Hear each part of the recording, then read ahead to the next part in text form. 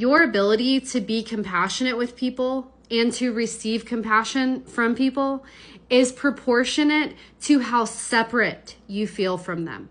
In this example, she says when people are sharing emotional things, she feels like they're dumping on her.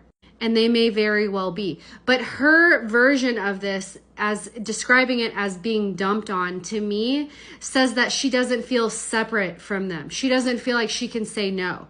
She doesn't feel like she can have an opinion. She doesn't know how to make someone feel heard while also getting her own needs met, while also being like, hey, are you just looking to vent or are you looking for solutions? I can do either. Or maybe I can't, right? Like, so that's what real love is. And in this example, I wonder if her perception of love is really enmeshment.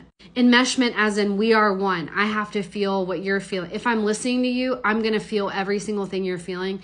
And I'm going to put myself in your shoes as myself. Am I having to do all of this mental and emotional labor to make you feel heard and understood? Because if so, that's enmeshment. That's not love. That's not listening. The amount of compassion you feel towards someone depends on how separate you feel from them. Compassion literally means to suffer with. The word with indicates that there are two separate parts to it. These same people also feel like they don't get compassion from other people, or they don't want to share their stuff because they're going to burden other people. Again, that is enmeshment.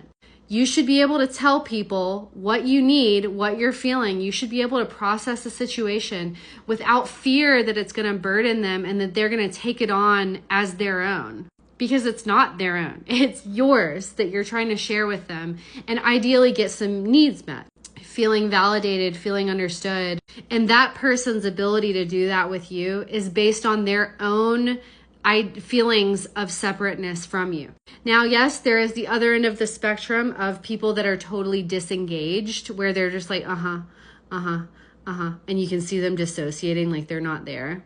But this all has to do with what our perception of love is. Is love rooted in separateness and a choice to connect? Or is it rooted in enmeshment where we have to, or there's no relationship?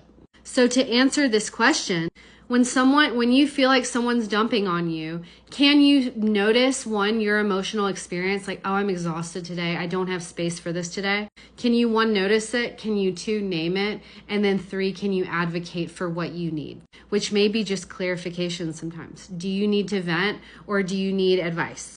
Or do you just need to say, I totally want to hear what you have to say.